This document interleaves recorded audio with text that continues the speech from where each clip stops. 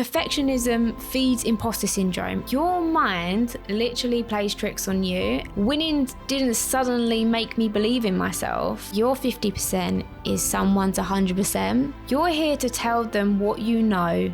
You're not there to impress. Imposter syndrome is often a defense mechanism. Done is better than perfect. This episode of Beyond the Tweezers is sponsored by London Lash, the brand behind some of the best performing lash adhesives and retention boosting products on the market. As a lash artist and trainer who specialises in retention, I'm extremely intentional about the products I trust and I recommend. Retention is everything in my work, and London Lash is a brand that's well known for supporting strong, consistent results through both their glues and their pre-treatment products. Let's dive into the episode. Welcome back to Beyond the Tweezers. In today's episode, we're going to be talking about imposter syndrome because it's something that so many of us suffer with, including myself.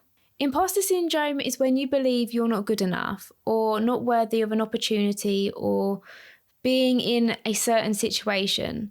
You have thoughts like, why am I here? Look at all of these incredible people. I'm nothing compared to them. I can't do this. Who do I think I am? Your mind literally plays tricks on you. And because we are our own worst critics, we can make ourselves feel so small. We can be so nasty to ourselves that we actually convince ourselves we're not good enough to be in them higher positions or included in certain things. Simply because we identify ourselves as not enough. And if you're listening to this thinking, Caris, that's literally me, the overthinking, replaying conversations, questioning whether you should even be in certain rooms, I want you to know that you're not broken. You are human. I used to suffer with imposter syndrome a lot. I don't think I truly believed in myself until only a few years ago. When I really think about it, I don't think I ever felt like I was doing enough. And maybe that's why I did push myself so hard. Entering into competitions, working constantly, chasing trophies, I guess trying to be something. Even when I was winning trophies at the start, I think this is probably a fluke. I won't win again. Winning didn't suddenly make me believe in myself. Over time, it chipped away at the self-doubt, but the self-doubt was still there. And if I'm completely honest, I was unbelievably hard on myself. I've mentioned before that I once even tried to withdraw an entry from a competition because I picked my work apart so much. I was embarrassed and convinced they think my work was rubbish. And then that same competition, I placed in the top 3 and took a trophy home. 2 trophies actually in that competition. I remember another moment so clearly. I was at a conference in London and met up with one of my friends who, she is quite well known in the beauty industry. Even though she's absolutely smashing it, she's so humble, generally just a normal, kind, approachable person. Because sometimes I feel like you meet industry famous people and they can feel a little bit standoffish, almost like celebrities you're not supposed to talk to. There's that weird vibe sometimes. Anyway, my friend was chatting to some of the speakers and she knew most of them. One of them said, "Let's get a photo." My friend obviously stepped forward and I just froze. My brain instantly went, "That doesn't mean you, Caris." I stood there watching because I didn't feel worthy of being in the photo. I wasn't a speaker. I wasn't at their level. Why would they want me in it? Then my friend turned round to me and she was like, "Caris, why aren't you here? Come on, you need to be in it." And I remember standing next to all those speakers and I generally felt like I didn't belong there. I remember thinking, who am I? They're going to wonder why I'm even here. That memory stays with me because I'm so different now to that 24-year-old version of myself. I remember that feeling of standing there, second guessing whether they meant me too. Worried if I stepped into that photo and someone would think, who even is this person? She needs to get out. And it didn't even stop there. I remember being on a meeting with my mentor, crying, saying, I don't even know if I'm good enough to be here, like to be an educator. And she said, Karis, are you joking? You're an amazing educator. But the thing is, that imposter syndrome niggle was still there, telling me I wasn't really good enough to be where I was doing what I was doing. And what's funny is that I went on to build this online course that then went on to win the best masterclass. And it was only then that it actually clicked. I was a good educator, because lash artists were telling me that I was generally helping them and making a difference to their work. But it took reassurance from others to heal that part of me. I mean, I'm 28 now, and I can truly say that I know I'm good enough. I know that I am doing enough. But I know you can relate, because that feeling of self-doubt can be crippling. It can stop you from doing the things you actually want to do. I still get little moments of imposter syndrome. Like when I'm asked to speak at conferences, my mind goes to, what if you're not good enough for this topic? What if they think you're a fraud? Honestly, sounds so silly when you say it out loud. The difference now is that I can flip that thought so quickly. That's something I've trained my mind to do over time. I've always been a really positive person. I'm very much like a silver lining kind of person. And I do believe that mindset has helped me massively. So I can honestly say I can manage it so much better now. The thing is, imposter syndrome can stem from childhood experiences, environment, perfectionism, or it could just be a personality trait. I mean, I'm no therapist or doctor, so I've never really gone deep into why I was so hard on myself, even when I was achieving. But I do know this. Our brains try to keep us safe. Imposter syndrome is often a defense mechanism. Our brain doesn't want us to be embarrassed. It doesn't want us to be rejected or uncomfortable. So what does it do?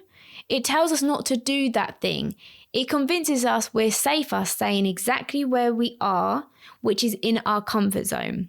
But when these thoughts do creep in, I've learned that it's so important to just stop and question them, because most of the time they are irrational and untrue. Something that really has helped me is something that I call evidence over emotion. When my feelings tell me I'm not good enough, I ask myself, Karis, what evidence do you actually have? Before we carry on, I just wanted to say a big thank you to London Lash for sponsoring today's episode. Because retention is my specialty, prep is something I don't ever compromise on. And London Lash's pre-treatment range is something I use consistently in both my client appointments and my trainings. Pre-treatment plays a huge role in achieving the level of retention that I expect. London Lash also have an amazing range of lash adhesives designed to work different working speeds, experience levels, and room environments, which is so important because no two lash artists work the same. When you pair the right adhesive with the proper pre-treatment, a suitable room environment, and a solid technique, it can make the world of difference to the connection, the bond strength, and overall consistency of your sets. For me, great retention isn't about luck. It comes down to understanding your process, using the right products for your setup, and having a system you genuinely trust. And that's something London Lash does really, really well. If you are a newer lash artist trying to improve retention, or maybe you're an experienced artist looking for consistency you can rely on, London Lash is definitely the brand for you. You can get 20% off your next order with code CARIS20, and I'll leave everything linked in the episode description. And thank you again for London Lash for supporting the podcast and to continuing to support lash artists with products designed for reliable, confident retention. So I want to ask you a question, and I really want you to think about it, or even pause this episode if you need to. The question is, what's one thing you constantly doubt yourself on, and what real evidence do you have that proves that thought wrong? Not what your inner critic tells you, actual evidence. For example, I specialise in retention and I've spoken on stage about this topic, but when my brain tells me, what if you can't deliver this well, I challenge it. I ask myself, what is your retention like, Caris? Well, my clients can go 3 to 4 weeks between fills, still feel confident, and their lashes still look really good. Do I know why they last so well? Yeah, because of X, Y, Z. So then I remind myself, you know what you're talking about. Stop doubting yourself. My mentor once said to me, you're here to tell them what you know. You're not there to impress. And whenever I get a little niggle, I remember her saying that to me because it helps me every single time when I'm about to teach something or talk on stage or talk at a conference. Imposter syndrome can be so consuming. It can stop you enjoying the moments you should be enjoying. But honestly, I think everyone experiences it at some point in their lives. So you're not alone in that. Every time I've done something that scared me, the imposter syndrome didn't just magically disappear, but it did get a little bit quieter. And I've learned that confidence doesn't come before the scary thing. It comes from doing it. Confidence comes from experience. You don't have to stop feeling scared to move forward. You can feel the doubt and still do the thing. So you are worthy. You can literally do anything you put your mind to. If I can do it, if the most famous person in the world can do it, so can you. Don't let a lie or a limiting belief control your life. Don't let it get in the way of your achievements and your goals. You are enough. You being you is enough. A saying I love right now is, done is better than perfect. And as someone who has always been a perfectionist, that was a tricky one for me. But the more I sit with it, the more I realise that perfection really doesn't exist. Even if you give yourself 80% of your best, that is enough. Perfectionism feeds imposter syndrome, and being kinder to yourself generally makes a whole world of difference. Before I finish, I just want to leave you with something that Jack once said to me when I was beating myself up about work. He said, Caris, you have to remember your 50% is someone's 100%. Even when you don't feel at your best, you're still doing a good job. And I always remember that saying, well, them words that he said to me, because we're never 100% every day. And that's okay.